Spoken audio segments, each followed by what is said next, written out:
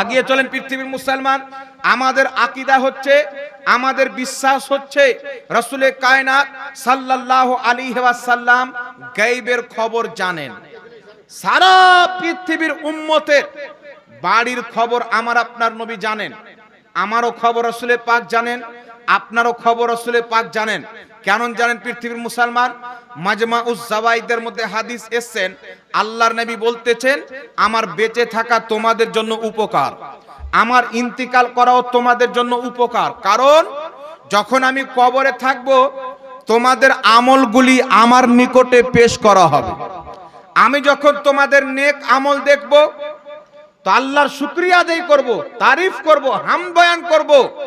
আর যদি তোমাদের গুনাহ দেখি, পাপ দেখি, তো আমি আল্লাহর কাছে তোমাদের হয়ে ক্ষমা চাইব। সুবহানাল্লাহ, সুবহানাল্লাহ হবে না? সুবহানাল্লাহ। তোমাদের হয়ে আল্লাহর কাছে ক্ষমা চাইব। তো আমাদের আমল, আমরা দুনিয়াতে কি করলাম না করলাম, আমাদের আমলগুলি রাসূল পাকের দরবারে পেশ করা হচ্ছে। নবী পাক মদিনার রওজাতে বসে বসে আমাদের আমল সম্পর্কে জানছেন। একটু জোরে বলতে হবে সুবহানাল্লাহ। আমি আপনাকে বলি বাবা, এই গুস্তাখে রাসূল দল বেরিয়েছে। আমরা বিশ্বাস করি রাসূলে পাক আল্লাহর জানাতে গায়েব জানেন, আল্লাহর জানাতে নবী পাক গায়েব জানেন। পবিত্র কোরআন সূরাতুল জিন আয়াত নাম্বার 26 এর মধ্যে লেখা আছে, 26 এবং 27, আল্লাহ বলছেন আলিমুল গায়বি ফালা ইযহিরু আলা গায়বিহি আহাদান ইল্লা মানির তাদামির রাসূল। আল্লাহ বলছেন আমি গায়েব জাননেওয়ালা, আমার গায়েবের প্রতি কাউকে ক্ষমতামান করি না, কাউকে ইলমে গায়েব দান করি না, ইল্লা মানির তাদামির রাসূল, কিন্তু যেই রাসূলের প্রতি আমি রাজি হয়ে যাই তাকে ইলমে গায়েব দান করে দিই। সুবহানাল্লাহ। আমাদের রাসূলের প্রতি আল্লাহ রাজি আছে কি নাই বাবা? আছে, কথা বলতে হবে। আছে। আমাদের রাসূলের প্রতি আল্লাহ রাজি আছে। আর শুধু রাজি নয়, সারা পৃথিবী আল্লাহকে রাজি করতে চায়।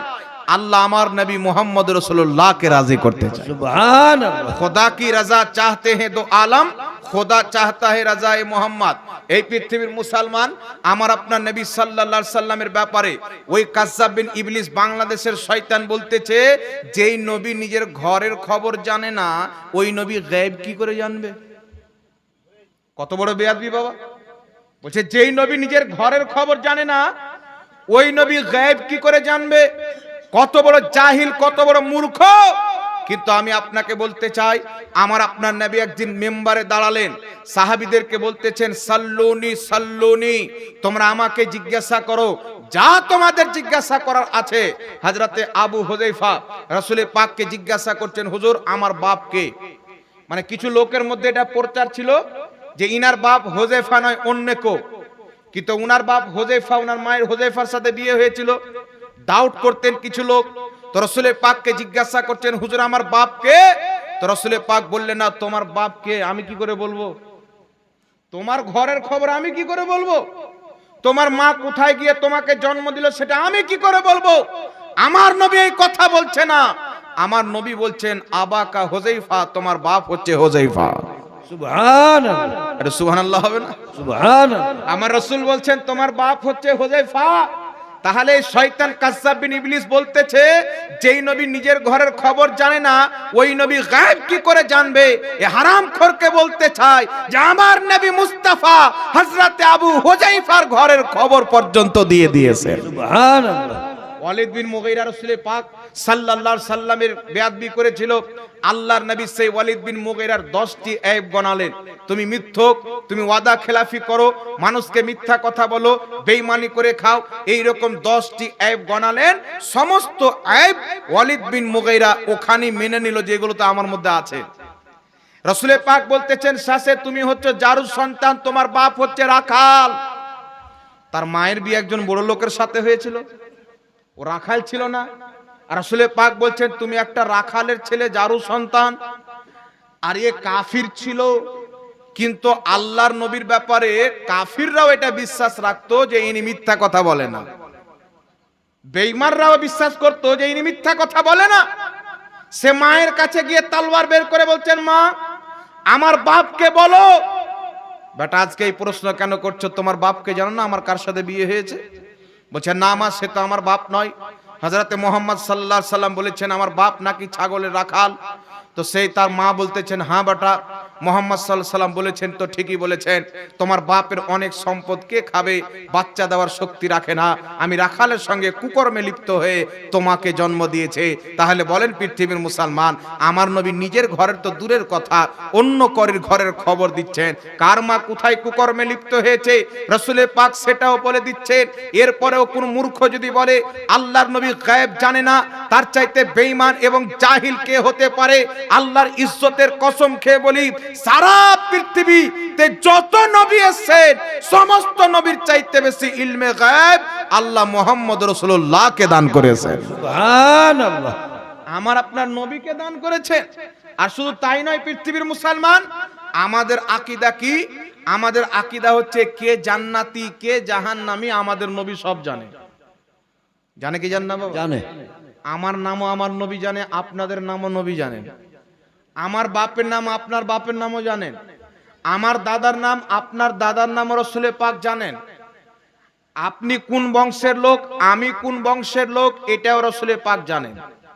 আদম আলাইহিস সালাম থেকে নিয়ে কিয়ামত পর্যন্ত যত লোক হবে এবং হয়েছে সকলের বাপ দাদা বংশের পরিচয় আমার নবীকে আল্লাহ সব জানিয়ে দিয়েছেন। সুবহানাল্লাহ। কিন্তু দুঃখের বিষয় হচ্ছে কি বাবা, আজকে কিছু লোক ধর্মের ঠিকা নিয়ে রেখেছে, মানুষকে বলতে চায় তোমরা 1450 বছর থেকে রাসূল পাককে দাঁড়িয়ে সালাম দিচ্ছ, এটা বিদআত নাজায়েজ হারাম।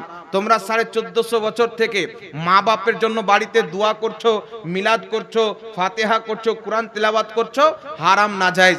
তোমরা যুগ যুগ থেকে মুহররম পালন করছো, নবীর জন্মদিন পালন করছো, হারাম নাজায়েজ। তোমরা যুগ যুগ থেকে শাবে বারাত করছো, হারাম নাজায়েজ। মানে 1450 বছরের পুরাতন ইসলাম এদের নিকটে বেকার। এরা 2026 সালে খ্রিস্টানদের ইসলাম নিয়েছে। আর রিসার্চ যখন করবেন তো এদের যে নাম আহলে হাদিস, এই নামটাও বেটারাকে ইংরেজরা দিয়েছে। তাদের কিতাব সিরাতে সানাইয়াতে লেখা আছে আহলে হাদিস ওয়াহাবিদের কিতাব, যে আহলে হাদিস নাম তারা ইংরেজদের অনুমতি নিয়ে লিখতে এবং বলতে আরম্ভ করেছে। তাদের কিতাব সিরাতে বুখারীর মধ্যে লেখা আছে, ফাতাওয়া নাসিরিয়ার মধ্যে লেখা আছে, ফাতাওয়াল মায়ে হাদিসের মধ্যে লেখা আছে, তাদের একাধিক পুস্তকের মধ্যে লেখা আছে যে ইংরেজি হুকুমতের কাছে গিয়ে পারমিশন নিয়ে তখন থেকে তারা নিজেকে আহলে হাদিস বলতে আরম্ভ করেছে। তো সুন্নি জামাত যে যুগ যুগ থেকে চলে আসতেছে, এটা হচ্ছে কোরআন হাদিস এবং সালফে সালেহিনদের দেওয়া ইসলাম। আর আহলে হাদিস যে বেরিয়েছে বর্তমান জামানাতে, এটা হচ্ছে ইংরেজদের দেওয়া নাম, খ্রিস্টানদের দেওয়া নাম। তাহলে যাদের নামটা খ্রিস্টান দিয়েছে তারা কি কোনোদিন সত্য মাযহাবের লোক হতে পারে বাবা? না। এ জাহিল বলতেছে, বাংলাদেশের কাজ্জাব সাহেব বলতেছেন যেই জায়গাতে রাসূল পাক নিজের স্ত্রীকে চিনতে পারবেন যে আয়েশা তুমি যে আমার স্ত্রী, কিয়ামতে আমি এটাই চিনতে পারবো না। নাউজুবিল্লাহ বলেন। নাউজুবিল্লাহ।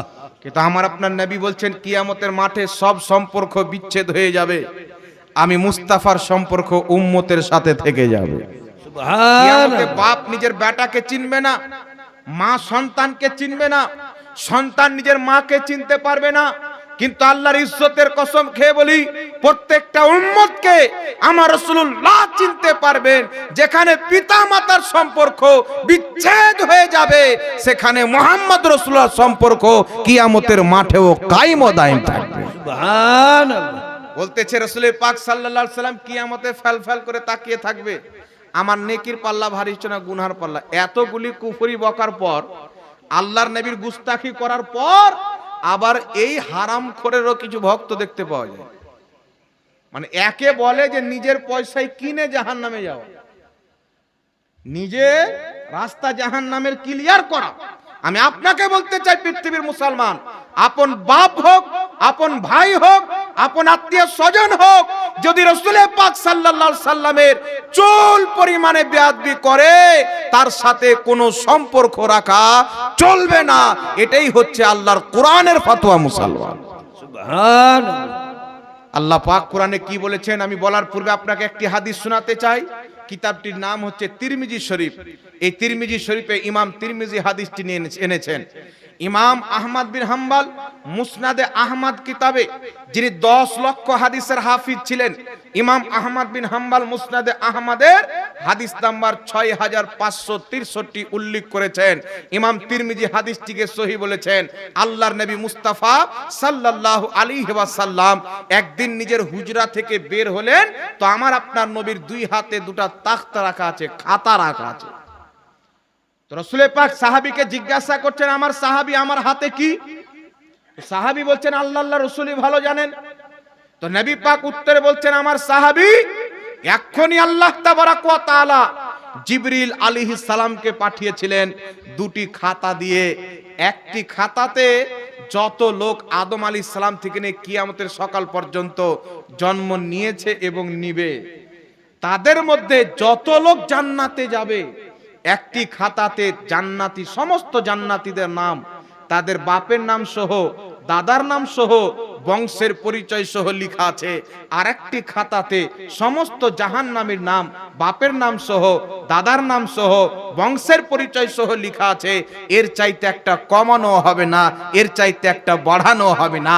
এই সহিহ হাদিস দ্বারা কি প্রমাণ হয় মুসলমান, যে আমার নবী মুস্তাফাকে আল্লাহ পাক কে জান্নাতে যাবে আর কে জাহান্নামে যাবে, সবারই বাপ দাদার নাম, বংশের পরিচয় সহ আমার আল্লাহ পুরো লিস্ট দান করে দিয়েছে। সুবহানাল্লাহ। তাহলে এরপরে কোন মূর্খ যদি বলে নবী নিজের স্ত্রীকে চিনবেন না, তাহলে ওর মতন হারামখোর কেউ আছে পৃথিবীতে বাবা? না। এইগুলো মুলবিকে যেই ব্যক্তি যতটা চামড়ার জুতা মারবে তত নেকি পাবে। আল্লাহ মূর্খদেরকে হেদায়েত দান করুক, সকলে পড়ুন আল্লাহুম্মা আমিন। এইজন্য আমি আপনাকে বলতে চাই বাবা, এরা হচ্ছে বেয়াদব। এরা উঠে পড়ে লেগে আছে যে রাসূল পাককে পাবলিক বানাও, সাধারণ লোক বানাও, ভাই বানাও। আল্লাহর নবী সাল্লাল্লাহু আলাইহি সাল্লাম বলেছেন, আল্লাহ বলেছেন কুল্লু মুমিনিন ইখওয়া, প্রত্যেক মুমিন হচ্ছে ভাই, প্রত্যেক মুমিন হচ্ছে ভাই। তো আমাদের নবীও মুমিন, আমরাও মুমিন, তো আমাদের নবী আমাদের ঈমানি ভাই হলো। নাউজুবিল্লাহ বলেন। নাউজুবিল্লাহ। কথা বুঝতে পারছেন? মানে রাসূল পাককে ভাই বানানোর জন্য কৌশল দেখেন। রাসূলে পাক বলছেন হযরতে উমরকে, উমর তুমি তোমার দুয়াতে তোমার ভাইকেও স্মরণে রাখবে। তো বুঝা গেল আমাদের নবী ভাই। বলে নাউজুবিল্লাহ। নাউজুবিল্লাহ। তো হযরতে উমরকে রাসূলে পাক বলতেছেন, উমর তোমার ভাইকে তুমি দুয়াতে স্মরণে রাখবে। কিন্তু হযরতে উমর জীবনে রাসূলে পাককে ভাই বলছেন না। কুল্লু মুমিনিন ইখওয়া, আল্লাহ বলতেছেন প্রত্যেক মুমিন ভাই, রাসূল বলছেন প্রত্যেক মুমিন ভাই। কিন্তু একজন সাহাবী রাসূলে পাককে নিজের ভাই বলছেন না, যে হুজুর আমার ভাই, নবী আমার ভাইয়ের মতো। কোন সাহাবী বলছে না। 1450 বছর পর এসে সাহাবীর চাইতে এই ইংরেজদের গোলামি করনেওয়ালা আহলে খবিস ইসলাম বেশি বুঝে গেছে। বলছে নবী আমাদের ঈমানি ভাই। তো ওর বাপও তো ওরাকে জিজ্ঞাসা করেন যে নবী ইমানদার, তুমি ইমানদার, তাই নবী যদি তোমার ভাই হয় তো তোমার বাপ ইমানদার না কাফির? বলো ইমানদার। তুমি ইমানদার না কাফির? তো আহলে হাদিস বলে আমিও ইমানদার, তাহলে তোমার বাপটা তোমার ভাই হলো। ওর যুক্তিতে ভাই হচ্ছে কি হয় না ভাই? তোর বাপ যদি ভাই হয় তো মাকে কি বলতে হবে? ভাবি বলতে হবে কি হবে না? জি। বাংলাদেশে একটা মোল্লাকে জিজ্ঞাসা করা হচ্ছে যে মা ফাতেমা রাদিয়াল্লাহু তাআলা আনহাকে মা বলা যাবে কিনা। তো সে বলতেছে নবীদের স্ত্রী হচ্ছে আমাদের মা, তো নবীর স্ত্রীর মেয়ে ফাতেমা আমাদের মা কি করে হবে? বোন হবে নাকি? তো আমরা সবাই আদম সন্তান। যেই মৌলবি এই ফতোয়াটা দিয়েছে ওর মাও আদমের সন্তান, ও আদমের সন্তান, তাহলে ওর মা কি করে হবে? আদমের সন্তান ও, ওর মাও, তাহলে বোন হবে না? কি বলেন, বোন হবে কি না? তো এদের ব্রেনে শুধু গোবর ভরা আছে। এদের উদ্দেশ্য হচ্ছে মানুষকে শুধু বিভ্রান্তি করা। মনে রাখবেন পৃথিবীর মুসলমান, নবীদের স্ত্রী আমাদের জন্মধারিণী মা নয়। নবী পাকের স্ত্রী হচ্ছে মুমিনদের মা, এটা আল্লাহ পাকের কুরআন বলেছে। আর এমন মা যে আপন মা চাইতেও তিনাদের সম্মান বেশি। জোরে বল সুবহানাল্লাহ। আর হযরতে ফাতেমা তু জাহরা রাদিয়াল্লাহু তাআলা আনহা নবী পাকের মেয়ে, তিনাকেও মা বলা জায়েজ আছে, এতে কোন রকমের কোনো সমস্যা নাই। আগিয়ে চলেন পৃথিবীর মুসলমান, আমি আপনাকে বলতে চাই, যদি আপনার কাছে রাসূল পাকের আদব না থাকে, নবী পাকের ইজ্জত এবং সম্মান না থাকে, তাহলে আপনার সব কিছু বেকার হয়ে যাবে।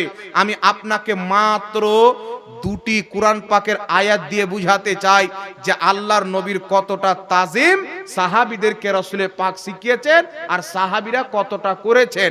আজকে যদি আমরা নবীকে দাঁড়িয়ে সালাম দিই, শয়তানের ব্যথা পরে হয়, দাড়িওয়ালা শয়তানের ব্যথা আগে হয়। হয় কি হয় না বাবা? এদের নাম রেখেছি আমি দাড়ি এবং টুপিওয়ালা শয়তান। যারা বলে নবীর জন্য কিয়াম করা যাবে না, রাসূলের জন্মদিনে খুশি পালন করা যাবে না, এরা সব হচ্ছে দাড়ি টুপিওয়ালা শয়তান, একটাও শরীয়তের আলিম নয়। যদি আলিম হতো তো নবী পাকের সম্মানে দাঁড়ানোকে কোনোদিন নাজায়েজ বলতো না, কোনোদিন নাজায়েজ বলতো না। উঠান পবিত্র কোরআন, আমার আপনার নবী বসে আছেন, সাহাবা একরাম বসে আছেন, তো নবী পাকের মাহফিলে খারাপ কথা হবে না ভালো কথা হবে বাবা? ভালো কথা, নিঃসন্দেহে ভালো কথা হবে, কোনো ডাউট নাই, নো ডাউট। তো রাসূল পাক বসে আছেন, একজন সাহাবী আছেন, সাহাবীদের মধ্যে উনি কানে একটু কম শুনেন। তো যেই ব্যক্তি কানে কম শুনে একটু জোরে বলে, কি বলে না, দেখবেন যারা কানে কম শুনে একটু বলে জোরে, এটা স্বাভাবিক। তো সেই সাহাবী ভালো কথা বলতে গিয়ে তিনার আওয়াজ আমার আপনার নবীর আওয়াজ চাইতে একটু উঁচু হয়ে গেছে। আওয়াজ উঁচু হয়ে গেছেন, এখানে কিন্তু কারণ আছে। কারণটা কি? উনি কানে কম শোনেন, তো একটা কারণ আছে, উনি কি করবেন?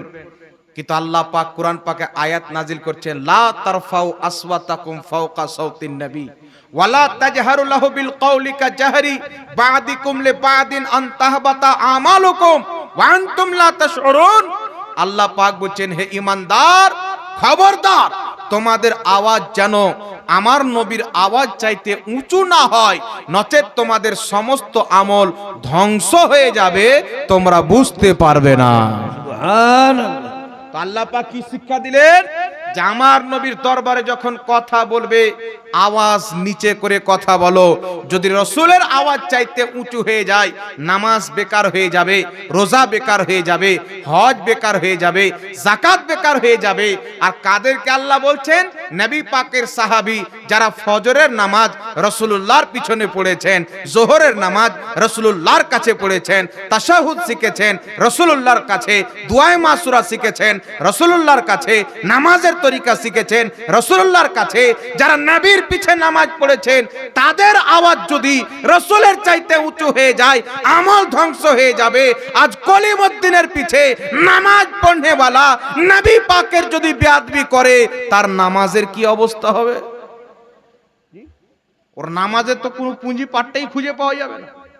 এই জন্য পৃথিবীর মুসলমান এই দুনিয়ার মাটিতে সুন্নি জান্নাতি এর সবচাইতে বড় দলিল হচ্ছে যে সুন্নি মুসলমান কোনোদিন নবী ওলিদের বিরুদ্ধে কথা বলে না, তাদের গুস্তাখি করে না, তাদের বেয়াদবি করে না। আজ মার্কেটে অনেক হারামখোর বেরিয়েছে বাবা, এদের কাজ হচ্ছে ফিতনা ছড়ানো। দেখবেন যখন শাবে বারাত চলে আসে, মহরম চলে আসে, রবিউল আউয়াল চলে আসে, কুরবানির টাইম চলে আসে, তো কিছু মৌলবি এমন পাগলা হয়ে যায় যেমন ভাদর মাসে কুকুর পাগলা হয়ে যায়। কেমন করে বাবা? আপনারা কুরবানি সকলে দিয়েছেন, সবাই দিয়েছেন তো? তো কুরবানির মাংসটা কয় ভাগে ভাগ করেছেন ভাই? 3 ভাগে। আজকে নতুন করেছেন না আগে থেকে করছেন? আপনাদের বয়স 60-70 হবে, আপনারা ছোট্টতে কি দেখেছেন বাবা? কয় ভাগে ভাগ হতো? 3 ভাগে হতো। আপনাদের আব্বারাকে দেখেছেন 3 ভাগে করতেন, ওনারা ওনাদের আব্বাকে দেখেছে। এই করতে করতে যদি আগে চলে যান তো নবী পাকের যুগ থেকে কুরবানির মাংস 3 ভাগে ভাগ। এটা সারা পৃথিবীর মুসলমান করে। কিন্তু এই যে একটা দল বেরিয়েছে, নাম আহলে হাদিস দিয়েছেন, এদেরকে চিনবেন, মনে রাখবেন, কুকুর হয়ে যাওয়া ভালো কিন্তু আহলে খবিস হওয়া ভালো নয়, মনে রাখবেন। এরা মানুষের ক্যাটাগরিতে পড়ে না, মুসলমান তো দূরে থাক। লম্বা লম্বা দাড়ি ছেড়ে আমার চাইতে 2 হাত লম্বা দাড়ি হবে, বলছে কুরবানির মাংস 3 ভাগে ভাগ করা হারাম, কে বলছে নাজায়েজ, কে বলছে বিদআত। কিন্তু পৃথিবীর মুসলমান আল্লাহ তাবারাক ওয়া তাআলা পবিত্র কোরআন সূরাতুল হজ আয়াত নাম্বার 36 এ বলছে, হে মুসলমান, তোমরা নিজের কুরবানির মাংসকে 3 ভাগে বিভক্ত করো, 1 ভাগ নিজে খাও আর 2 ভাগ ফকির ফাকরা আত্মীয় স্বজনে বন্টন করে দাও। সুবহানাল্লাহ। 1 ভাগ নিজে খাও আর 1 ভাগ ওইগুলো ব্যক্তিকে দাও যারা গরিব কিন্তু চাই না। তাদেরকে দাও, আরেক ভাগ ওই ব্যক্তিদেরকে দাও যারা ভিক্ষা করে খায়। এই পৃথিবীর মুসলমান, আল্লাহ পাক পবিত্র কোরআনুল কারীম সূরাতুল হজ আয়াত নাম্বার 36-এ কুরবানির মাংসকে 3 ভাগে ভাগ করতে বলেছেন। আর শুধু তাই নয়, কিতাবটির নাম হচ্ছে আল মুগনি, লেখকের নাম হচ্ছে ইমাম ইবনে কুদামা। আমার কাছে হার্ড কপি আছে, আপনার মক্কা শরীফের ছাপ রয়েছে। এই কিতাবের মধ্যে স্পষ্ট হাদিস উল্লেখ করেছেন ইমাম ইবনে কুদামা। হাদিসটিকে উল্লেখ করে বলতেছেন ইসনাদুহু হাসান, হাদিসের সনদ হচ্ছে হাসান। আল্লাহু আকবার কবিরা। হযরতে আব্দুল্লাহ ইবনে আব্বাস রাদিয়াল্লাহু তাআলা আনহু, নবী পাকের সাহাবী, নবী পাকের খানদানের লোক, নবী পাকের চাচাতো ভাই হযরতে আব্দুল্লাহ ইবনে আব্বাস বর্ণনা করছেন আল্লাহর নবী মুস্তাফা প্রত্যেক বছর কুরবানি করতেন। আর সেই কুরবানির গোশত আল্লাহর নবী মুস্তাফা ওই কুরবানির গোশতকে, মাংসকে 3 ভাগে বিভক্ত করতেন। সুবহানাল্লাহ হবে না? সুবহানাল্লাহ। কুরআন বলছে 3 ভাগে ভাগ কর, আল্লাহ বলছে। নবী 3 ভাগে ভাগ করতেন। আর লম্বা লম্বা দাড়ি ছেড়ে বলছে 3 ভাগে ভাগ করা হারাম, বিদাত করা যাবে না। ওর দাড়ি না জঙ্গল বলেন তো? ওই দাড়ির কোনো মূল্য আছে? আর দাড়ি তো পাঁঠারও হয়, তাই পাঁঠাও কি মৌলবি হয়ে যাবে? ও কি হুজুর হয়ে যাবে? কেউ যদি দাড়ি রেখে মানুষকে ধোঁকা দেয়, তার দাড়ির কোনো মূল্য থাকে না, মনে রাখবেন। নচেত রবীন্দ্রনাথ টাইগারও তো দাড়ি ছেড়েছিল, জান্নাতে চলে যাবে। নরেন্দ্র মোদী আমাদের ভারতের প্রধানমন্ত্রী, উনিও তো কখনো কখনো দাড়ি লম্বা করে দেয়। উনি জান্নাতের লোক নাকি? জি না। তো এরা দাড়ি ছেড়ে রেখেছে মানুষকে ধোঁকা দেওয়ার জন্য। খবরদার, 3 ভাগে কুরবানির মাংস ভাগ করছিলেন, করবেন, এটা জায়েজ আছে, এতে কোনো রকমের কোনো ডাউট নাই। আর আমরা আল্লাহর কাছে দোয়া করি এই শয়তানগুলিকে আমার আল্লাহ হেদায়েত দান করুক। সকলে পড়ুন আল্লাহুম্মা আমিন। এজন্য বাবা যখন কোরআন হাদিসের বিরুদ্ধে কথা বলে আর আল্লাহর নবীর যখন অপমান করে, আপনি বলেন তো, সে যখন বলেছিল কিয়ামতে নবী ফেল ফেল করে তাকিয়ে থাকবে, আমার নেকির পাল্লা ভারী হচ্ছে না গুনহার পাল্লা, ওকে কেউ প্রতিবাদ করেনি। সে বলছিল, নবী বলেছেন আয়েশা তুমি যে আমার স্ত্রী, কিয়ামতে এটাই চিনতে পারবো না। সে বলেছে নবী কবরে মরা মানুষ পড়ে আছে, নবীর মুখে গন্ধ ছিল, কেউ কোনো প্রতিবাদ করেনি। আমরা যখন জবাব দিচ্ছি তখন বলছি এদের কোনো কাজ নাই, খালি মৌলবীদেরকে গালি দেয়। মানে নবী পাককে গালি দিল তো এদের নিকটে সুন্নাত, আর ওর জবাব দেন তো আপনি খারাপ হয়ে গেলেন। তো তোর নিকটে ভালো, খারাপ হয়ে কি করব? আমার নবী যদি ভালো বলে দেয় তো গোটা দুনিয়ার নজরে ভালো হয়ে যাবে। সুবহানাল্লাহ। সারা পৃথিবী বলছেন আমি নবীর দিওয়ানা, আমি রাসূল পাকের মাননেওয়ালা। কিয়ামতের মাঠে একবার যদি রাসূল বলে দেয় আল্লাহ এ তো আমার মাননেওয়ালা, আমার দিওয়ানা, তাহলে সব বেড়া পার হয়ে গেল। তো দুনিয়া কে রাজি হলো, কে খুশি হলো দেখলে হবে না বাবা। রাসূল পাকের বিরুদ্ধে কথা বললে মুখ জুবান তো জুবান, যদি তলোয়ার বের করার প্রয়োজন পড়ে তো তলোয়ার পর্যন্ত বের করতে প্রস্তুত। নবী পাকের বিপক্ষে কথা বললে, উনার অপমান করলে যদি জীবন দিতে হয় তো জীবন পর্যন্ত দিতে হবে, কিন্তু রাসূল পাকের অপমান সহ্য করা যাবে না। আল্লাহ জাহিলদেরকে হেদায়েত দান করুক। সকলে পড়ুন আল্লাহুম্মা আমিন। আল্লাহুম্মা আমিন। তারা রাসূল পাকের অপমান করা বন্ধ করে দেখ, ভুং ভাং কথা বলা বন্ধ করে দেখ, আমরা তার উত্তর দেওয়া বন্ধ করে দেব। একজন ব্যক্তি কুরবানির গোশতকে 3 ভাগে ভাগ করা হারাম বলছে, কেউ বিদাত বলছে, কেউ যাবে না বলছে। আর আমি দেখছি কোরআন পাকে আছে 3 ভাগে ভাগ করতে আল্লাহ বলেছেন, হাদিসে আছে নবী 3 ভাগে ভাগ করেছেন। তারপরেও যদি আমি তার জবাবটা না দিই তাহলে আমার মৌলবি হয়ে লাভ কি হলো বাবা? মরে যাওয়া ভালো। কথা বুঝতে পারছেন তো বাবা? ঠিক আছে। লামৌলি হয়ে লাভ কি হলো? রাসূল পাক বলছেন ফিতনার টাইমে আলিম যদি নিজের ইলমকে প্রকাশ না করে তাহলে সে আলিমকে জাহান্নামে যেতে হবে। আল্লাহ পাক হেদায়েত দান করুক, বুঝার তৌফিক দান করুক। সকলে পড়ুন আল্লাহুম্মা আমিন। এবার পৃথিবীর মুসলমান সাহাবায়ে কেরাম রাসূলের পাককে কিরকম মহব্বত করতেন এই বিষয়ে দু একটি হাদিস আপনাদেরকে বলতে চাই, একটু লক্ষ্য করে শুনেন। আল্লাহু আকবার কবিরা। কিতাবটির নাম হচ্ছে আশ-শিফা, লেখকের নাম হচ্ছে ইমাম কাজী আয়াদ রাহমাতুল্লাহ আলাইহি। তিনি এই কিতাবে ফতোয়া দিয়েছেন কোন ব্যক্তি যদি রাসূল পাকের জুতো মুবারকের অপমান করে সেই ব্যক্তি কাফির হয়ে যাবে। কেউ যদি নবীর চুলের অপমান করে সেই ব্যক্তি কাফির হয়ে যাবে।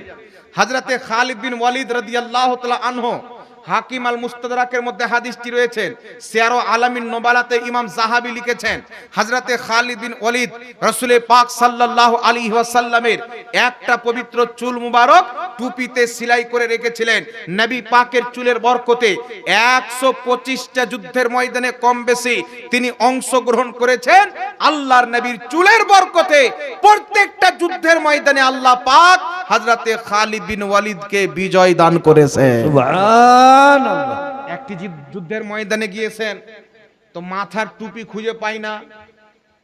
তো সাহাবীরা বলছেন, খালিদ যুদ্ধ তো সব কমপ্লিট রেডি হয়ে গেছে, তাড়াতাড়ি চলো, তুমি না গেলে তো কাজ হবে না, তুমি তো আমাদের যুদ্ধের ময়দানের হিরো, তুমি না গেলে কাজ হবে না। হযরত খালিদ বিন ওয়ালিদ বলছেন, আমার টুপি কোথায়? ওই টুপি ছাড়া কাজ হবে না। বলছে অন্য টুপি নিয়ে যা। বলছে না, ওই টুপিতে আমার নবীর চুল মুবারক সেলাই করা আছে, আমি ওই চুলের বরকতি যুদ্ধের ময়দানে বিজয় লাভ করি। সুবহানাল্লাহ। সাহাবায়ে কেরাম রাসূল পাকের থুথু মুবারককে নিতেন। নবী আমার যখন থুথু ফেলতেন, কাঁচ ফেলতেন, সাহাবী হাতে নিয়ে চেহারাতে লাগাতেন, সিনাতে লাগাতেন, শরীরে লাগাতেন, চেহারাতে লাগাতেন, রাসূল পাকের উযু করা পানি লাগাতেন। আর শুধু তাই নয়, পৃথিবীর মুসলমান একটি হাদিস শুনেন, আল্লাহু আকবার কবীরা, হযরতে আবু দাহদা রাদিয়াল্লাহু তাআলা আনহু একজন নবী পাকের বিশিষ্ট সাহাবী। ওই জামানাতে একজন ইয়াতীম সাহাবী নিজের বাড়ির পিছন দিকে প্রাচীর দিবে, পাশে একটি ইহুদির বাড়ি রয়েছে, তার একটা খেজুরের গাছ বেঁকা হয়ে আছে, বেঁকা হয়ে। তো সেই সাহাবী প্রাচীর দিবে, তো প্রাচীরটা টেঁড়া হয়ে যাবে। তো ইহুদিকে বলছে, আমি তো ইয়াতীম, আমাকে দিয়ে দাও। তো সে এমনিতেও দিবে না, বলছে বিক্রি করে দাও। তো সে বিক্রিও করবে না। তো সেই সাহাবী ইয়াতীম ব্যক্তি রাসূল পাকের নিকটে আরজি পেশ করলেন।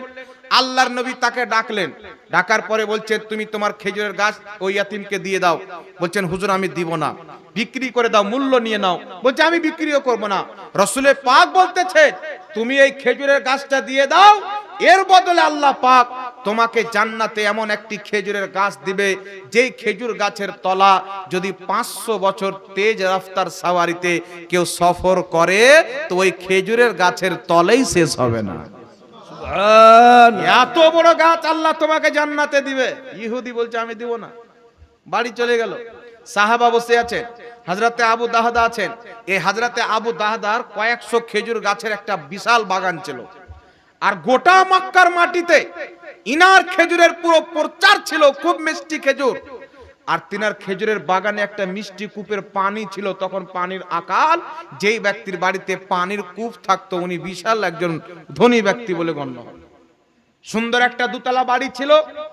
হযরতে আবু দাহদা রাদিয়াল্লাহু তাআলা আনহু রাসূল পাককে বলছেন, ইয়া রাসূলুল্লাহ, ইয়া হাবিবাল্লাহ, আমি যা করে হোক যদি কোনো ভাবে ওই গাছটা নিয়ে এই ইয়াতীম সাহাবীকে দিয়ে দিই, তাহলে আমি কি ওই জান্নাতের গাছটা পাবো যেটার কথা আপনি বললেন? সাহাবীকে দেখেন, বলছেন হুজুর আমি যদি গাছটা কিনে নিয়ে ইয়াতীম ব্যক্তিকে দিয়ে দিই, তো আপনি যে জান্নাতে খেজুরের গাছ পাওয়া যাবে, 500 বছর সফর করলে তলা শেষ হবে না, তো এই অপশনটা কি আমার জন্য আছে? আমি কি পাবো? রাসূল পাক বলছেন, তোমার জন্য আছে। এই পৃথিবীর মুসলমান হযরতে আবু দাহদা রাদিয়াল্লাহু তাআলা আনহু ছুটে ওই ব্যক্তির বাড়িতে চলে গেলেন। যাওয়ার পরে বলছেন, এই লোক শোনো, আমাকে তুমি চিনো? লোকটি বলছেন, তোমাকে কে চিনে না? তোমার নাম হচ্ছে আবু দাহদা, তোমার শত শত খেজুর গাছের একটি বিশাল বাগান আছে, তোমার খেজুর খাওয়ার জন্য পুরো আরব মানুষ লাইন লাগিয়ে থাকে, তোমার তো পুরো দেশে প্রচার আছে, তোমার ওই খেজুরের বাগানে মিষ্টি পানির কূপ আছে, 2 তলা বাড়ি আছে, আর তোমাকে চিনবো না তো কাকে চিনবো? হযরতে আবু দাহদা বলতেছেন, আমার ওই শত শত খেজুর গাছের বাগান তোমাকে দিয়ে দিব, আমার বাড়ি তোমাকে দিয়ে দিব, পানির কূপও তোমাকে দিয়ে দিব, তার বদলে ওই খেজুরের গাছটা আমাকে দিয়ে দাও। সেই ব্যক্তি বলছে, আবু দাহদা তুমি আমার সাথে মজাক করতেছো, ঠাট্টা করতেছো? একা বেকা একটা খেজুরের গাছ, আর তোমার এত বড় বড় খেজুরের গাছের শত শত গাছের বাগান, মিষ্টি পানির কূপ, 2 তলা বাড়ি সব দিয়ে নিবে, আমার সাথে মজাক করছো? হযরতে আবু দাহদা বলছেন, আমি তোমার সাথে মজাক করতে আসিনি, আমি আমার পুরো বাগান তোমাকে দিয়ে দিব, বদলে ওই খেজুরের গাছটা দিয়ে দাও। সওদা কবুল আছে তো? রাজি আছো তো? বলছে মৌকা তো খুব ভালো আছে। আবু দাহদা মজাক করছে না তো, সত্যি বলছে তো? হ্যাঁ সত্যি বলছি। বলছে যাও দিয়ে দিলাম। হযরতে আবু দাহদা সওদা করে বাড়িতে এসে স্ত্রীকে ডাক দিচ্ছেন, উম্মে দাহদা বাড়ি থেকে বেরিয়ে যাও, এই বাড়ি ঘর বাগান আল্লাহর রাস্তায় কুরবান করে দিয়েছে, আল্লাহর রাস্তায় সওদা করে দিয়েছে। তো ওনার স্ত্রী বলছেন, আমার স্বামী এত বড় ব্যবসায়িক, এত বড় বিজনেসম্যান, অবশ্যই কোনো লাভবান ব্যবসা করে এসেছেন, এমনিতে তো ফালতুতে কাউকে দিবে না। বাড়ি থেকে যখন স্ত্রী বের হচ্ছেন বাচ্চাকে সঙ্গে করে, তো হযরতে আবু দাহদাকে তিনার স্ত্রী বলছেন, স্বামী কিসের বদলে বাড়ি ঘর সব বাগান দিয়ে দিলে? বলছেন, জান্নাতে এমন একটি গাছ পাওয়া যাবে যেই গাছের তলা 500 বছর পর্যন্ত তেজ রাফতার সাওয়ারিতে যদি সফর করা হয় ওই গাছের তলা শেষ হবে না। ওই জান্নাতের একটি খেজুর গাছের বদলাতে আমি আমার পুরো বাগান বাড়ি সহ দিয়ে দিয়েছি। সুবহানাল্লাহ। তিনার স্ত্রী বলছেন, স্বামী তুমি তো খুব সুন্দর সওদা করেছো, তুমি খুব সুন্দর ব্যবসা করে এসছো, কি চমৎকার কথা। স্ত্রী খুশি। আর আমাদের স্ত্রী যদি আজকালকার থাকতো বাপ, তার কি বলতো, তোর বাপের বাড়ির বান্দর ঝাঁটা লিয়ে তার তো রাখলে ভাগ আছে বাড়িতে, আমি কোথায় যাব, জান্নাতে কখন পাবো না পাবো, এখন দুনিয়াতে কোথায় থাকবো, নানা রকমের কথা। কিন্তু সাহাবীদের ঈমান দেখেন, নবী মুস্তাফা বলে দিয়েছেন, ঈমানে গেঁথে নিয়েছেন যে অবশ্যই জান্নাতে ওই খেজুরের গাছ পাওয়া যাবে। হযরতে আবু দাহদা রাদিয়াল্লাহু আনহু নবী মুস্তাফার দরবারে যাচ্ছেন, ইয়া রাসূলুল্লাহ আমি তো সওদা করে চলে এসেছি, ওই খেজুরের গাছটা আমি কিনে নিয়ে ওই ইয়াতিমকে দিয়ে দিয়েছি, হুজুর সওদা পাক্কা না, জান্নাতে গাছ পাবো তো? রাসূলে পাক বলছেন, অবশ্যই পাবে, অবশ্যই পাবে।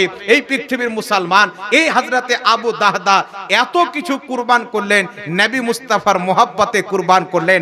আবার ডাক এসে যুদ্ধের ময়দানে যাওয়ার, এই হযরতে আবু দাহদার ব্যাপারে এসেছেন। ওই বাগান ছাড়া উনার অন্য কোনো বাগান ছিল না, ওই বাড়ি ছাড়া আর কোনো বাড়ি ছিল না, যেটাতে বসবাস করতেন, যেটা থেকে ইনকাম করে খেতেন, সব আল্লাহর রাস্তায় দিলেন যাতে রাসূলের মুখে হাসি ফুটে যায়। এই পৃথিবীর মুসলমান আবার যখন এত বড় কুরবানি দেওয়ার পর, এত বড় আল্লাহর রাস্তায় দান দেওয়ার পর, আবার যখন যুদ্ধের ময়দানে যাওয়ার কথা এসেছেন, হযরতে আবু দাহদা যুদ্ধের ময়দানে গেছেন, দুশমনের তীর খেয়ে ইসলামের জন্য শহীদ হয়ে গেছেন। যুদ্ধ শেষ হওয়ার পর রাসূলে পাক বলছেন, আমার খেজুরওয়ালা আবু দাহদা কোথায়, আমার খেজুরওয়ালা আবু দাহদা কোথাও? সাহাবী বলছেন, হুজুর সে তো শহীদ হয়ে গেছেন। রাসূল পাকের নিকটে আনা হলো, আল্লাহর নবী হযরতে আবু দাহদাকে নিজের জানের উপরে রেখে বলছেন, এই আমার আবু দাহদা, তোমাকে একটা খেজুর গাছের কথা বলেছিলাম আর তুমি তো শত শত গাছ দিয়েছো, আমি দেখতেছি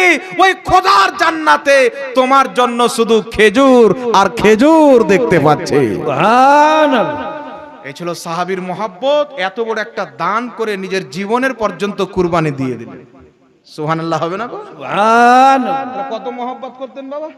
আর আজকে সামান্য রাসূল পাককে দাঁড়িয়ে সালাম দিলে দাড়িওয়ালা শয়তানের পেটে ব্যথা হয়ে যায়, ওর চুলকানি থামে না। সুদ খাচ্ছে কোনো প্রতিবাদ নাই, মদ পান করছে প্রতিবাদ নাই, কোথায় হারাম কাজে লিপ্ত হচ্ছে প্রতিবাদ নাই।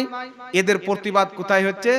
সুন্নিরা যেটাই নবীর মহব্বতে করবে ওটাই কি হারাম বলো, খালি নামাজ পড়ো, শুধু নামাজ পড়ো, শুধু নামাজ পড়া এটা ইবলিসের তরিকা। এ শুধু নামাজ পড়তো, ইবাদত করতো। যখন আদমকে সিজদা করার কথা আসলো, বললো আমি আদমকে সিজদা করব না। তার দাসা কি হলো বাবা? কথা বলেন, তার দাসা বরবাদ হলো কি হলো না? শয়তান হলো কি হলো না?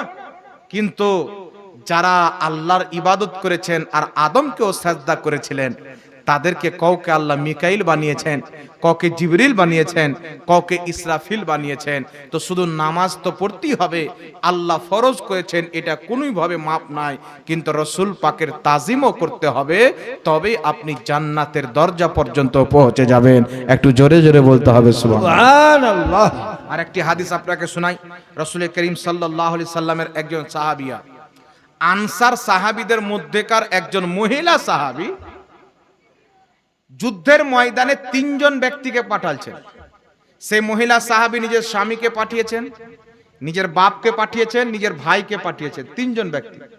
একজন মহিলার জীবনের সঙ্গে সাথী হচ্ছে তার স্বামী। স্বামী কোনো রকম যদি হয়ে যায়, বাপ যদি বেঁচে থাকে, সাহারা হচ্ছে বাপ। বাপ যদি কোনো রকম হয়ে যায়, ভাই যদি থাকে, ভাইও হচ্ছে তার সাহারা।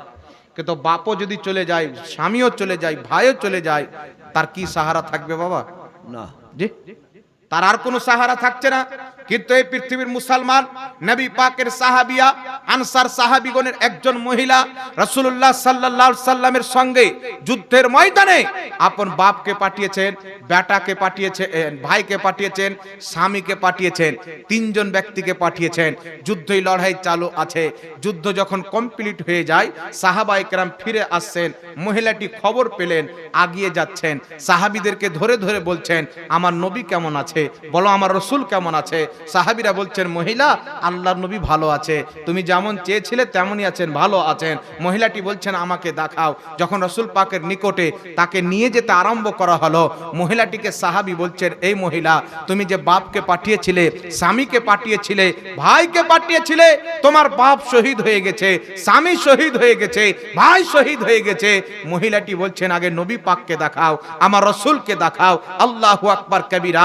বাপের শাহাদতের খবর পেয়ে, মায়ের ভাইয়ের শাহাদতের খবর পেয়ে, স্বামীর শাহাদতের খবর পাওয়ার পরেও রাসূল পাকের দিকে তাকাচ্ছেন, আমার নবী পাক ঠিক আছে কিনা। আল্লাহর নবীর দরবারে হাজির করা হয়েছে। রাসূলের পাককে যখন দেখছেন সহি সালামত আছেন, আল্লাহর নবীকে দেখে মহিলাটি বলছেন, ইয়া রাসূলুল্লাহ, আপনি সহি সালামত আছেন, আপনার সামনে আমার প্রত্যেক দুঃখকে আমি তুচ্ছ মনে করি। সুবহানাল্লাহ, একটু সুবহানাল্লাহ। সুবহানাল্লাহ। আপনার সামনে আমার প্রত্যেক কষ্টকে আমি কিছুই মনে করি না। রাসূল পাককে সহি সালামত দেখে বাপ, স্বামী, ভাই শহীদ হয়ে গেছে, একই সঙ্গে একই ময়দানে শহীদ হয়ে পড়ে আছে, কিন্তু রাসূল পাককে দেখার জন্য ছটফট করতেছেন।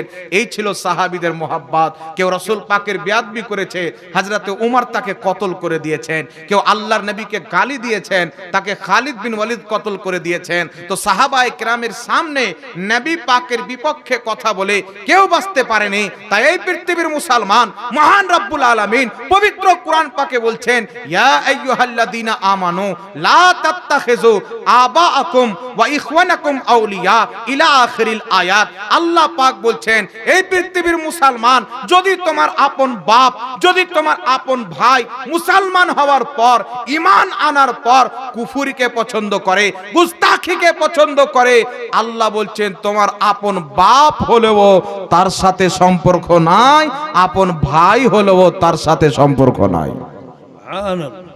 যদি নিজের বাপ রাসূল পাকের বেয়াদবি করে, তো আপন বাপের সাথে সম্পর্ক রাখা চলবে না। এটা আল্লাহর কোরআন বলছেন, এটা মৌলবীদের, সাধারণ মৌলবীদের ফতোয়া নয়। এটা আল্লাহর কোরআন বলছে, তোমার মায়ের পেটের ভাই যদি রাসূলের বেয়াদব হয়ে যায়, ঈমান আনার পর কুফরিকে পছন্দ করে, তার সাথে তোমার কোনো সম্পর্ক নাই। এই জন্য রাসূলের পাক বলছেন, বুখারী শরীফের হাদিস, এই আমার সাহাবী, ইসলামের শ্রেষ্ঠ আমল কি? একজন সাহাবী বলছেন, হুজুর, ইসলামের শ্রেষ্ঠ আমল হচ্ছে নামাজ। নবী পাক বলছেন, না। আরেকজন সাহাবী বলছেন, হুজুর, ইসলামের শ্রেষ্ঠ আমল হচ্ছে জিহাদ। নবী পাক বলছেন, না। আর রাসূলের পাক তখন বলছেন, ইসলামের সর্বশ্রেষ্ঠ আমল হচ্ছে তুমি বন্ধুত্ব করো তো আল্লাহ আল্লাহ রাসূলের জন্য, আর দুশমনি করো তো আল্লাহ আল্লাহ রাসূলের জন্য। বন্ধুত্ব আল্লাহ আল্লাহ রাসূলের জন্য, দুশমনি আল্লাহ আল্লাহ রাসূলের জন্য। কেউ যদি রাসূল পাকের বেয়াদবি করে, তাকে নিজের দুশমন মনে করেন, এটা ঈমানের প্রথম অংশ। আর কেউ যদি রাসূলের পাকের পক্ষের লোক থাকে, তার সাথে বন্ধুত্ব করেন, এটা হচ্ছে আল্লাহ পাকের পক্ষ থেকে বলা। এই জন্য পৃথিবীর মুসলমান, আমার আপনার নবী সাল্লাল্লাহু আলাইহি সাল্লামের দরবারে একজন সাহাবী এসেছেন, এটাও বুখারী শরীফে ইমাম বুখারী উল্লেখ করেছেন। আসার পরে বলছেন, ইয়া রাসূলুল্লাহ, ইয়া হাবিবাল্লাহ, আমি কিয়ামতের ব্যাপারে জানতে চাই। নবী পাক সাল্লাল্লাহু আলাইহি সাল্লাম বলছেন, নামাজ পড়েনি তারপরে বলবো। নামাজটা পড়া হলো। রাসূলের পাক বলছেন, কিয়ামতের ব্যাপারে কে জানতে চেয়েছিল, হাজির করা হোক। সাহাবী হাজির হলেন, হুজুর, আমি জানতে চেয়েছিলাম। নবী পাক বলছেন, কিয়ামতের ব্যাপারে জানতে চাও? জি হ্যাঁ, জানতে চাই। হুজুর বলছেন, কিয়ামতের ব্যাপারে জানতে চাও, তো আগে বলো কিয়ামতের জন্য জোগাড় কি করেছো? কিয়ামতের জন্য জোগাড় কি করেছো? তো সাহাবী বলছেন, হুজুর, আমি নামাজ বেশি পড়িনি, রোজা বেশি রাখিনি, তবে আমি আল্লাহ আল্লাহ রাসূলকে ভালোবাসি। সুবহানাল্লাহ, সুবহানাল্লাহ। সুবহানাল্লাহ। আমি ইবাদত বেশি করিনি, নামাজ বেশি পড়িনি, রোজা বেশি রাখিনি, বুখারীর হাদিস, তবে আমি আল্লাহ আল্লাহ রাসূলকে ভালোবাসি। আমার আপনার নবী উত্তরে বলছেন, যেই ব্যক্তি দুনিয়াতে যাকে ভালোবাসবে, কিয়ামতের মাঠে তার সাথে থাকবে। সুবহানাল্লাহ। যে দুনিয়াতে যাকে ভালোবাসবে, কিয়ামতের মাঠে তার সাথে থাকবে। তাই আমরা বাগদাদের গওসকে মহব্বত করি, আজমিরের খাজাকে মহব্বত করি, যাতে কিয়ামতের মাঠে আমরা গওসে আজমের সাথে থাকি, খাজা মঈনুদ্দিন চিশতির সাথে থাকি। সুবহানাল্লাহ, আরে সুবহানাল্লাহ হবে না বাবা? সুবহানাল্লাহ। তো আল্লাহ পাক আমাদের সকলকে ঈমান নিয়ে বেঁচে থাকার তৌফিক দান করুক। আজকের মাহফিল হচ্ছে ইসালে সাওয়াবের মাহফিল। আর একটি এখানে প্রশ্ন এসছেন বাবা, কোন দিক সোজা কোন দিক উল্টা জি? একজন ছেলে একজন মেয়ের সাথে বিয়ে দেওয়া হলো, বিয়ে পড়ালেন একজন মাওলানা সাহেব। আবার 2-4 বছর পর সেই বিয়ের তালাক করালেন ওই মাওলানা সাহেব, একই মণ্ডলরা বসে।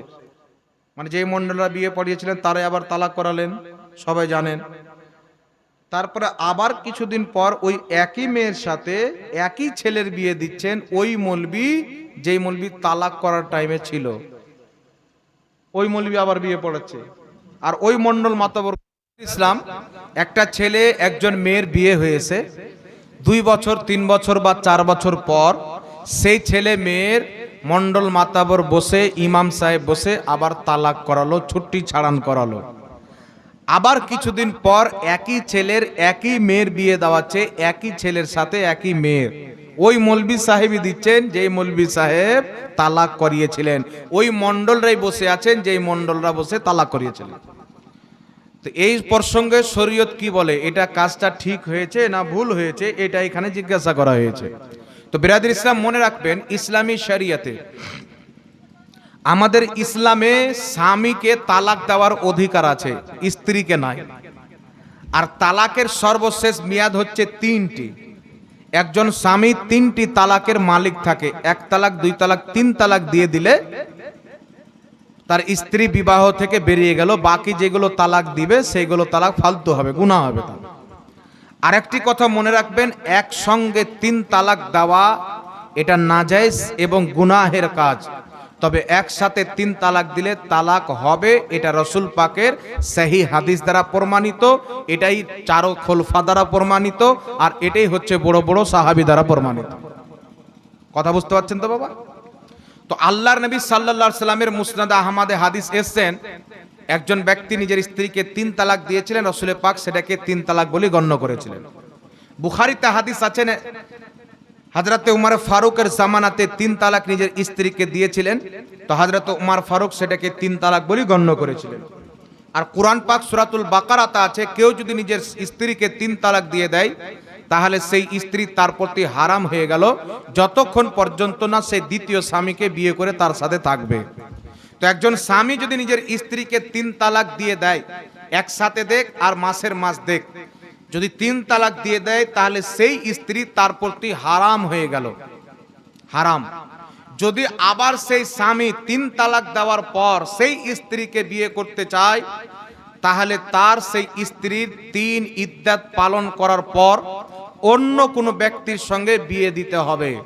সেই ব্যক্তি যদি তালাক দেয়, কোনোদিন ছাড়ে, তাহলে তার প্রথম স্বামীর সাথে আবার 3 ইদ্দাত পালন করার পরে বিয়ে দেওয়া যেতে পারে।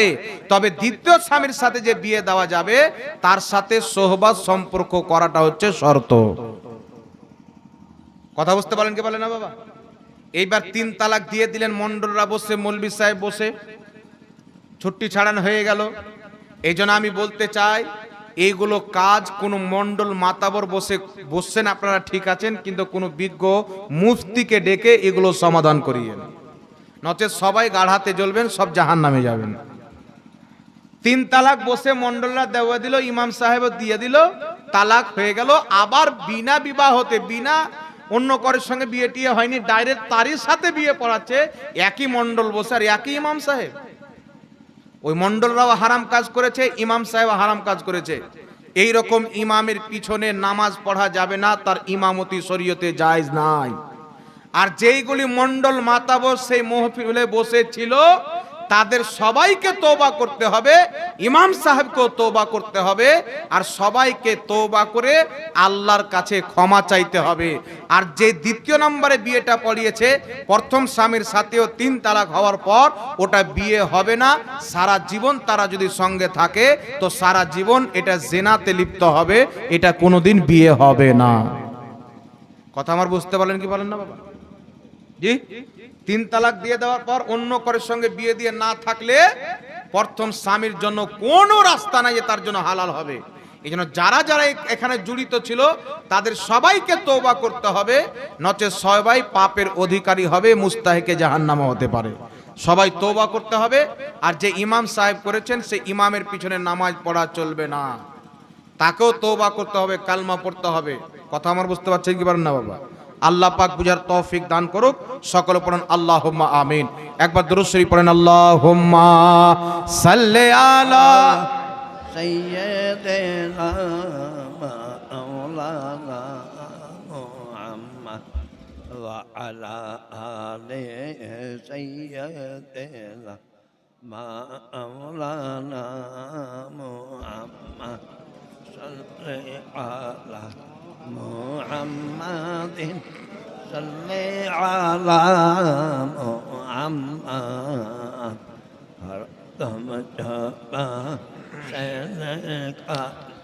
पाक नामे मोहम्मद हरदम ज़बान से निकालो। সাল্লাল্লাহু তাআলা আলাইহি ওয়াসাল্লাম। একজন ব্যক্তির মোবাইল হারিয়ে গেছে, কেউ যদি পেয়ে থাকেন সেই মোবাইলটা এখানে স্টেজে এসে জমা করে দেবেন। একজনের মোবাইল হারিয়ে গেছে, কেউ যদি পেয়ে থাকেন তো মোবাইলটা দয়া করে স্টেজে এসে দিয়ে যাবেন। আল্লাহ তাবারাক ওয়া তাআলা তৌফিক দান করুক। সকলে পড়েন আল্লাহুম্মা আমিন।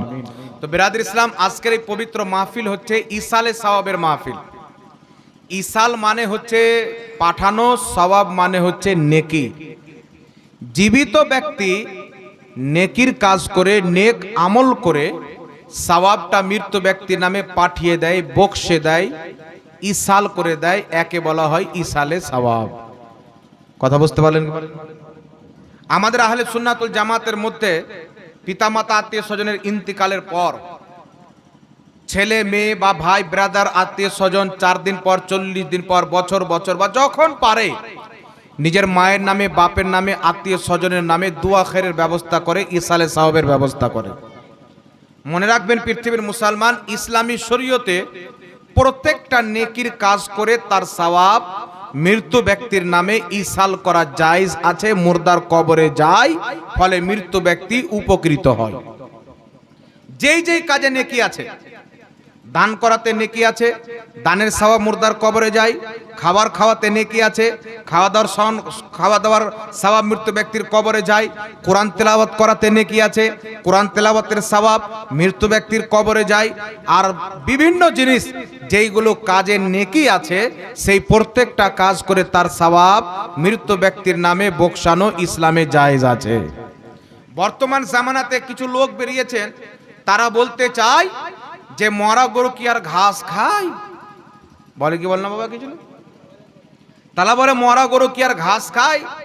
তো ঠিকই বলেছে বাবা, তাদের বাপ দাদা মরলে গরু হয়ে যায়, কুত্তা হয়ে যায়, বিল্লি হয়ে যায়, ওরা খায় না। কিন্তু আমাদের বাপ মা মরলে তো বাপ মাই থাকে, তো আমাদের সওয়াব তো যাবে। এখানে একটা এক্সাম্পল আপনাকে দিয়ে দিচ্ছি।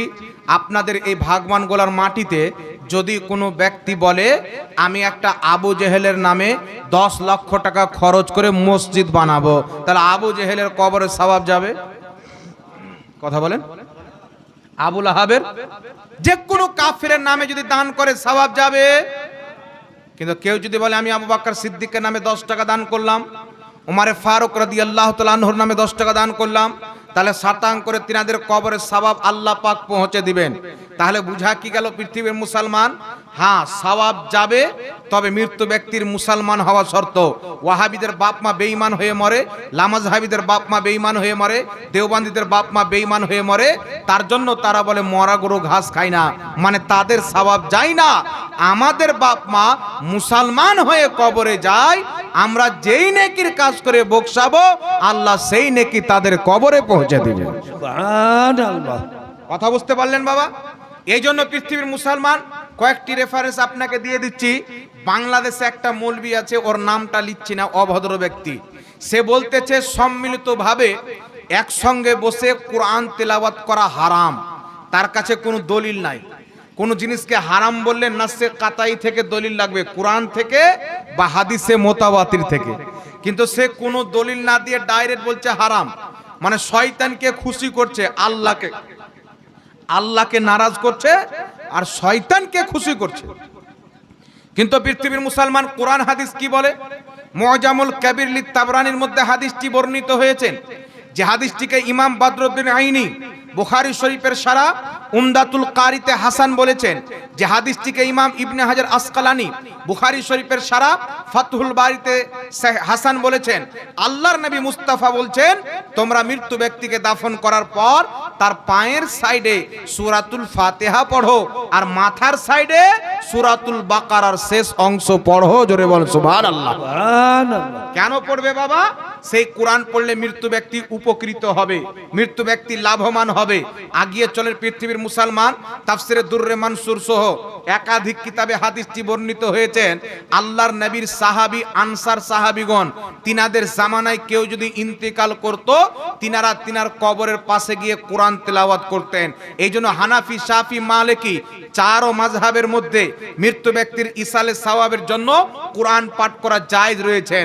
এই পৃথিবীর মুসলমান বিশ্ববিখ্যাত ইমাম ইবনে কোদামা নিজের কিতাব আল মুগনির দ্বিতীয় খণ্ডের মধ্যে উল্লেখ করেছেন।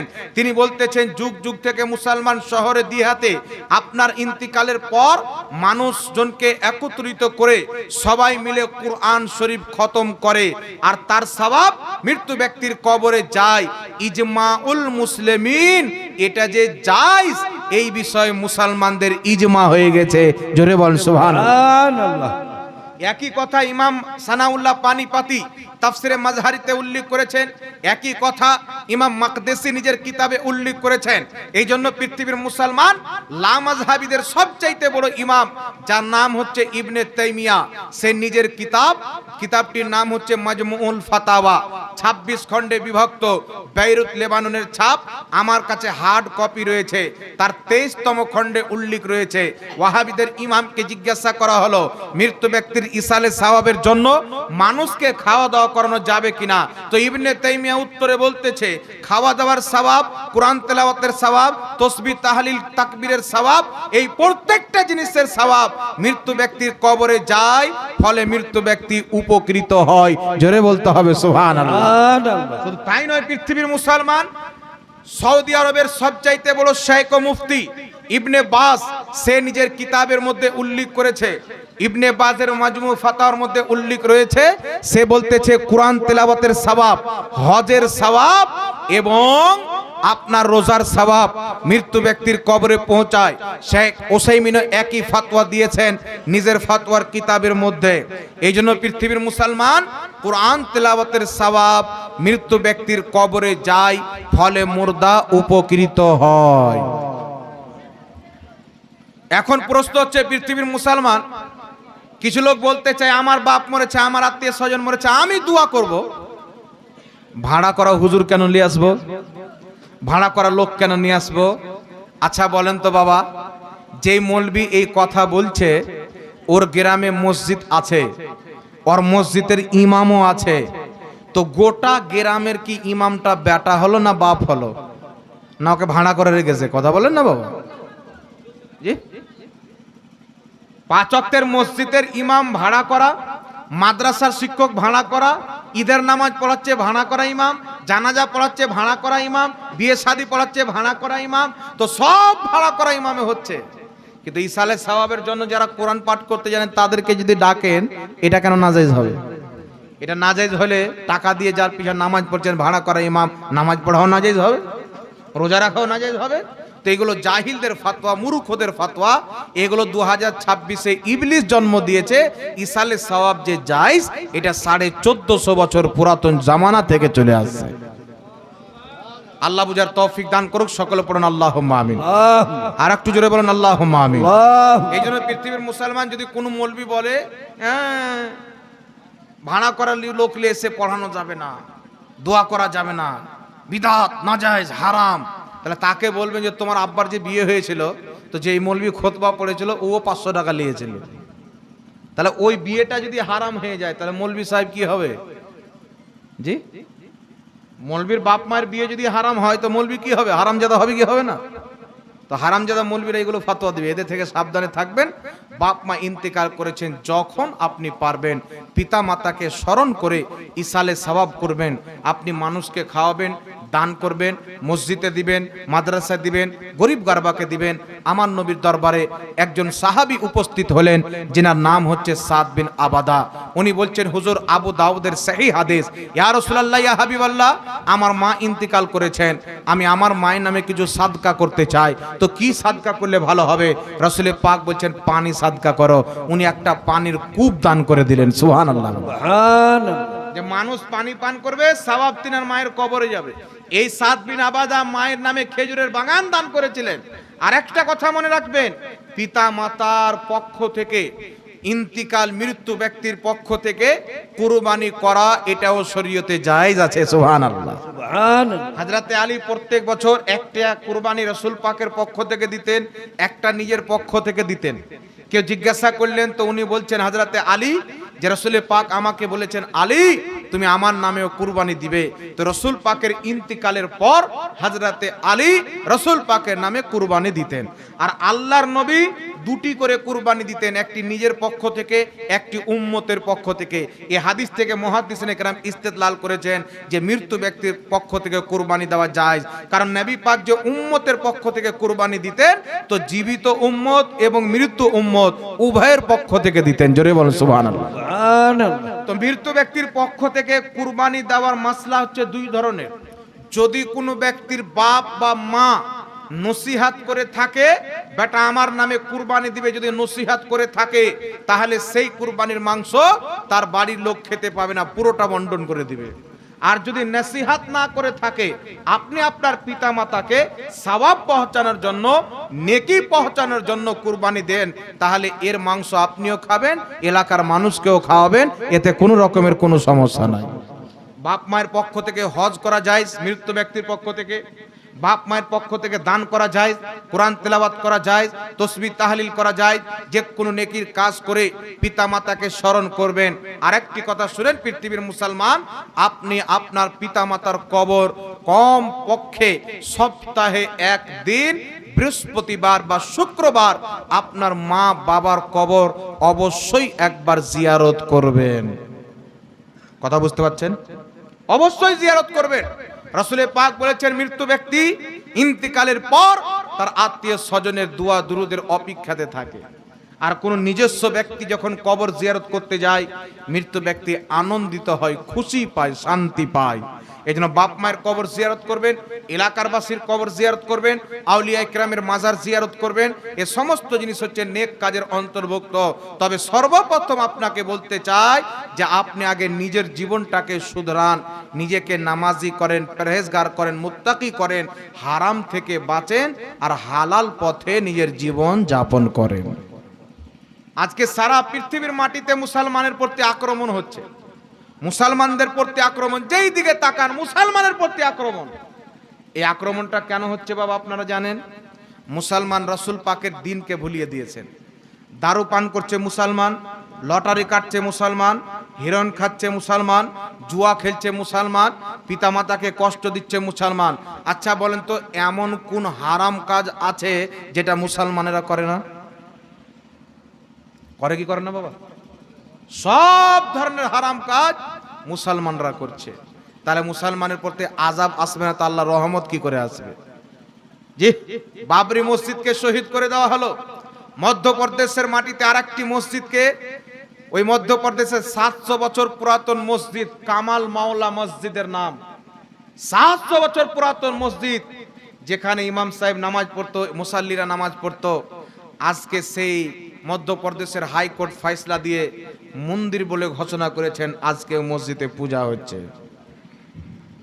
এমন একটা জামানা চলে আসবে, আপনাকে মসজিদে নামাজের জন্য ঢুকতে দেওয়া হবে না। তখন আপনি নামাজ পড়তে পারবেন, মৌকা আছে, সুযোগ আছে। আল্লাহর ইবাদত করেন, মসজিদে 5 ওয়াক্তের নামাজ পড়ে আল্লাহর কাছে দোয়া করেন, আমাদের ভারতের জন্য দোয়া করেন, যাতে ভারতে আল্লাহ শান্তির ধারা নাজিল করে। দেশের জন্য দোয়া করেন, নিজের জন্য দোয়া করেন, এবং আল্লাহ তাবারাক ওয়া তাআলার কালাম পবিত্র কুরআন পাক কম পক্ষে ফজরের নামাজের পর মাত্র 10টা লাইন তেলাওয়াত করেন। যারা কোরআন পড়তে জানেন, প্রত্যেক দিন ফজরের নামাজের পর মাত্র 10 লাইন আপনি প্রত্যেক দিন তেলাওয়াত করেন, ইনশাআল্লাহ আপনার মৃত্যু খুব সহজ হবে, আর কোনো পাক এবং পবিত্র জায়গাতে আপনার মৃত্যু হবে ইনশাআল্লাহ। আর জোরে হবে না সুবহানাল্লাহ? সুবহানাল্লাহ। আর একটা ছোট্ট কথা আপনাদেরকে বলে দিচ্ছি, কোনো ব্যক্তি যদি অল্প সময়ে এক খতম কোরআন পাকের সওয়াব নিতে চায়, তাহলে রাসূল পাক বলেছেন, যেই ব্যক্তি সূরা ইখলাস 3 বার পাঠ করলো, আল্লাহ তাকে পুরো কোরআন পাঠ করার সওয়াব দান করে। সুবহানাল্লাহ। সুবহানাল্লাহ। তো কুল হু আল্লাহু আহাদ এটা 3 বার পাঠ করলেন, তো এক একটার বদলে 10 পারা করে কোরআন 3 বার পাঠ করলেন, তো 30 পারা কোরআনের সওয়াব আপনি পাবেন। তো আমাদেরকে কিছু কাজ করতে হবে বাবা। বর্তমান জামানাতে ভারতের মাটিতে 10 লক্ষর চাইতে বেশি মুসলিম মহিলারা অমুসলিমদের প্রেমে পড়ে আরএসএস সহ অনেক রকমের দল কিছু যুবক ছেলেকে ছেড়ে রেখেছে, তারা মুসলিম মহিলাদেরকে প্রেমে ফাঁসিয়ে 10 লক্ষ মুসলিম মহিলার জীবন নষ্ট করেছে। তারা মুরতাদ হয়ে গেছে। এর কারণ কি? আমরা আমাদের মহিলাদেরকে ধর্মের শিক্ষা দিইনি, দিনের শিক্ষা দিইনি। আপনার ছেলেকে, আপনার মেয়েকে ইঞ্জিনিয়ার বানান, ডক্টর বানান, মাস্টার বানান, যা ইচ্ছা করে তাই বানান, কিন্তু আপনার ছেলেকে সর্বপ্রথম এতটুকু শরীয়তের জ্ঞান দিয়ে দেন, যাতে পৃথিবীর যে কোনো কোণাতে থাকে নিজের ঈমান এবং আকীদার হিফাজত করতে পারে। আজকে লন্ডনের মাটিতে অনেক ভারতের মুসলিম সমাজের ছেলেপিলে ডক্টর হয়ে লন্ডনে চাকরি করতে গিয়ে ইহুদি খ্রিস্টানদের মেয়েকে বিয়ে করে ইহুদি খ্রিস্টান হয়ে গেছে। কেউ আপনার রাশিয়াতে গিয়ে খ্রিস্টানদের মেয়েকে বিয়ে করে খ্রিস্টান হয়ে গেছে, কেউ নাস্তিক হয়ে গেছে। আমি নিজের কানে নিজের চোখে একটি ডক্টরকে দেখেছি বহরমপুরের মাটিতে, মুসলিম নাম। ওই ডক্টর বলছে মুসলমান আগাবে কেমন করে? ও 5 ওয়াক্তের নামাজ পড়তে যতটুকু সময় বরবাদ করে, ওই সময়টুকু যদি কাজ করে 2 পয়সা ইনকাম হবে, উন্নতি হবে। নাউজুবিল্লাহ বলেন। তাহলে ও নাস্তিক হয়েছে কি হয়নি বাবা? ওর কি ইমানটা বেঁচে আছে? তো এমন শিক্ষা দিয়েন না যাতে আপনার ছেলের ঈমান নষ্ট হয়ে যাবে। কিন্তু আপনার ছেলেকে ডক্টর বানান, ইঞ্জিনিয়ার বানান, মাস্টার বানান, বিজ্ঞান বানান, ফোর্স বানান, আর যা ইচ্ছা করে তাই বানান, কিন্তু আপনার ছেলেকে কমপক্ষে তাওহীদ আর রিসালত, ঈমান, আকীদা, হারাম হালালের এতটুকু জ্ঞান শিখিয়ে দেন, তাহলে আপনার ছেলে বড় ডক্টরও হবে আর ঈমান আকীদার দিক দিয়ে পোক্তাও হবে। সুবহানাল্লাহ। সুবহানাল্লাহ। আর খাস করে নিজের মেয়েদেরকে দ্বীনের শিক্ষা দেন, ইসলামী শরীয়তের শিক্ষা দেন, যাতে তারা শরীয়তকে বুঝে নিজের জীবনে বাস্তবায়ন করতে পারে। আল্লাহ তৌফিক দান করুক। সকলে পড়ুন আল্লাহুম্মা আমিন। একবার দুরূদ শরীফ পাঠ করুন। আল্লাহুম্মা সাল্লি আলা সাইয়্যিদিনা মাওলানা মুহাম্মদ ওয়া আলা আলিহি সৈয়দনা মৌলানা মুহাম্মদ। মদিনা মদিনা আশিক মুমিনের ঠিকানা,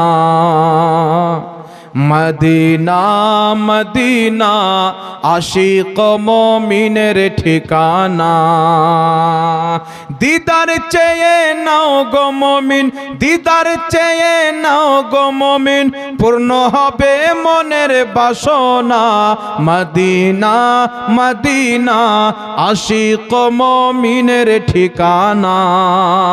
ইয়াসরাব নামে ছিলে তুমি অলক্ষণের দেশ, বড়ই মারার তোগ যে ছিল তোমার